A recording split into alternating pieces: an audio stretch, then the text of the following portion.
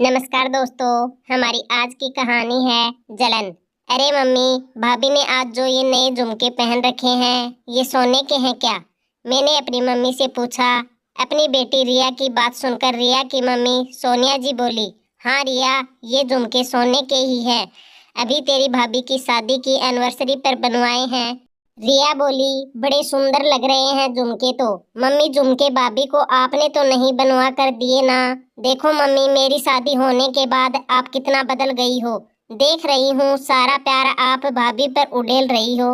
अरे जब चाहे वह भी नया नया सामान ले आती है। कितना कीमती कीमती सामान है भाभी के पास। कितनी कीमती कीमती साड़ियाँ, जेवर, अलमारी फुल भरी पड़ी है नए नए ब्रांडेड कपड़ों से। रिया की आवाज थोड़ी तेज हो गई थी अपनी माँ से बात करते हुए। आपने तो मम्मी मेरी शादी के बाद बस अपनी जिम्मेदारियों से मुंह मोड़ लिया। अरे मायके आती हूँ तो बस शगुन के नाम पर छोटी सी रकम का लिफाफा पकड़ा देती हो। बेटा अपनी पसंद से ले लेना। अरे उन थोड़े से पैसों से तो शायद भाभी की एक साड़ी आएगी ब्रांडेड। सच में मम्मी, भाभी ने पता नहीं आप पर क्या काला जादू कर दिया है। अरे कभी तो अपनी बेटी पर भी तरस खा लिया करो। और भाभी भी अपने लिए 10 सूट लाती है, उनमें से मुझे 2 सूट देती है।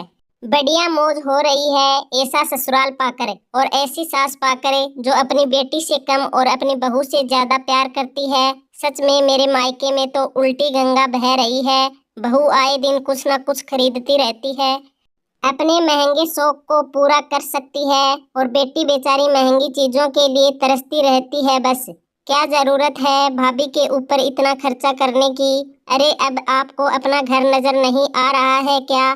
जो मुझे कुछ देते हुए आप कहती हो कि बेटा हमारा भी घर है और सबके घर माटी के चूल्हे होते हैं।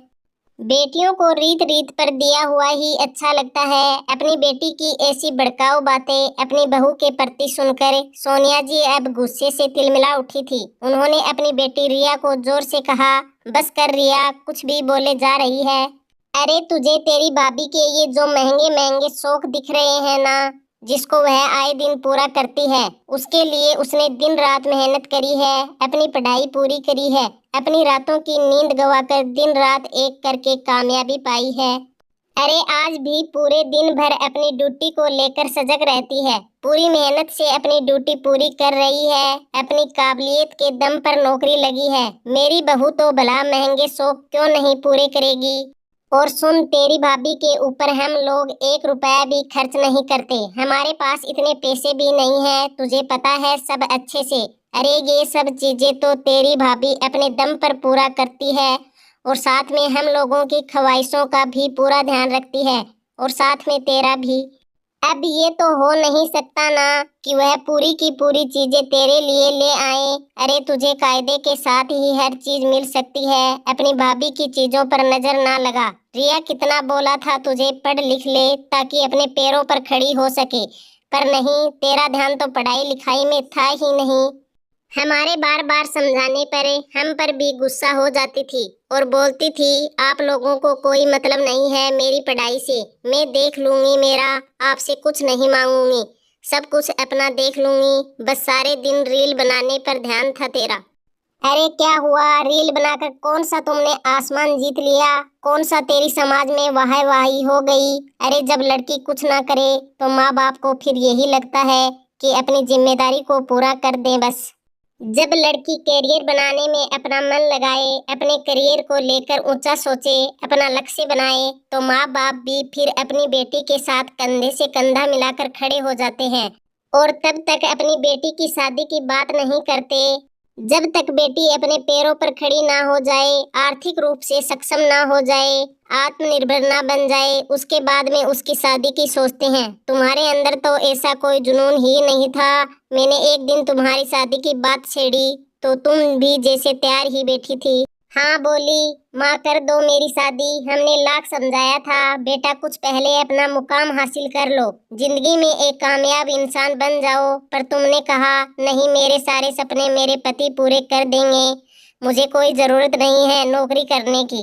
मैं तो भला की खूबसूरत हूँ, मुझे तो कोई भी पढ़ा लिखा उच्च पद पर प्रतिष्ठा लड़का मिल जाएगा, वह उठा लेगा मेरे सारे नखरे।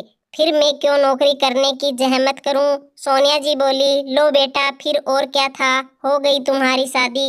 अरे लड़का भी अच्छा खासा ढूंढ दिया तुम्हें, बढ़िया कमाता है और तुम तो हो ही हूर की परी। फिर वह तुम्हें हर बात पर टोकता क्यों है, पैसे देने में आनाकानी क्यों करता है और बार बार तुम्हें खर्चे कम करने की और बचत ज्यादा करने की क्यों कहता है? हर बात का तुमसे हिसाब क्यों मांगता है? तुम अपनी मनमर्जी से क्यों नहीं सारी चीजें खरीद पाती हो? अब पता चला अपने बूते पर कमाई करके अपने शौक पूरे करने का क्या आनंद होता है।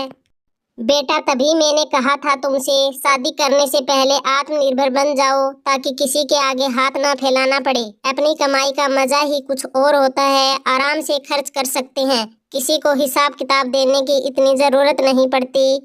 आज तुम्हारी भाभी महंगे शौक रखती है पर उनको अपने दम पर पूरे करती है, ना कभी मुझसे और ना ही कभी तुम्हारे भैया से कुछ मांगती है। और तुम्हारा भाई तो तुम्हें भी पता है थोड़ा पैसों को लेकर कंजूस भी है, पर वह अपनी बीवी को उसकी कमाई से खर्च करने पर कुछ भी नहीं बोलता है, क्योंकि तेरी भाभी की कमाई पर सिर्फ उसी का हक है, क्योंकि इस कमाई को पाने के लिए उसने ही अपनी रातों की नींद खराब करी थी और दिन रात मेहनत करी थी। रिया का मुंह अपनी माँ की बातें सुनकर लटक गया था। सोनिया जी की हर एक बात खरी थी। रिया को आज अपनी गलतियों का एहसास हो रहा था। जब उसने हमेशा अपनी पढ़ाई से जी चुराया था, किसी के लाख समझाने पर भी नहीं समझी थी, पर अभी भी देर नहीं हुई थी। वह भी अपनी योग्यता पर अपने महंगे शौक पूरे करने के सपने को पूरा कर सकती है। रिया के पास माँ के सवालों का कोई जवाब नहीं था। माँ ने रिया को साफ साफ कह दिया था, रोज रोज ऐसी बातें बोलकर मेरी बहू रानी के नजर मत लगाओ।